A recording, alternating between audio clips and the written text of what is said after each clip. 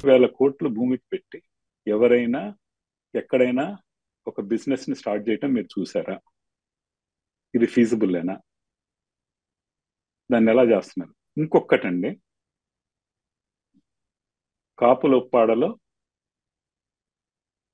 కాపులొప్పాడలో ఆ, మీకు ఎకరం 50 కోట్లు ఉందా? వెళ్ళి ఎవరైనా ఐడెంటిఫై చేయొచ్చు. Okay, number 1. మాకు 99 సెంట్లకు భూమి ఇవ్వలేదు.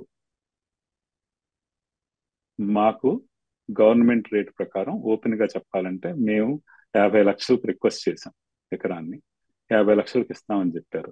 అలాగే ఆ 3.5 ఎకరాలు ఏదైతే ఉందో ఆఫీస్ ప్లేస్ బిల్డ్ చేయడానికి, where we're going to create 2000 employment, దానికోసమని దానికి ఆ, దానికి ₹1,00,00,000 ఎకరం చొప్పున ఇస్తామని చెప్పారు.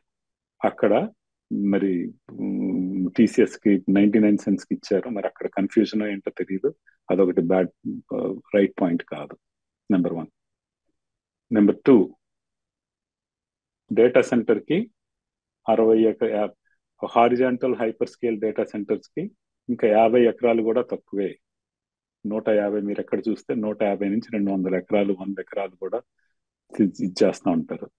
ఎందుకంటే ఎంత స్పేస్ లో అది కడితే దాని ఆపరేషన్ కాస్ట్ అంత తగ్గుద్ది, ఆపెక్స్.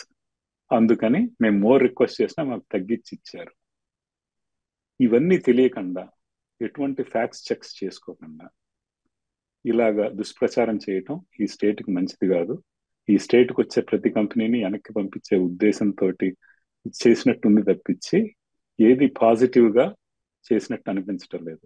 ఎవరికైనా ఏదైనా క్వశ్చన్స్ ఉంటే పిలిచి, ఎవరైతే అక్కడ ఉన్నారో దాన్ని, ఒకళ్ళేమో దానికి వెబ్సైట్ లేదని అది తెలుసుకోకుండా ఇంకోళ్ళని ఈమెయిల్ పంపిస్తే, ఇవన్నీ these are not facts. If they want any facts, we're ready, we're here, we want to face all the questions.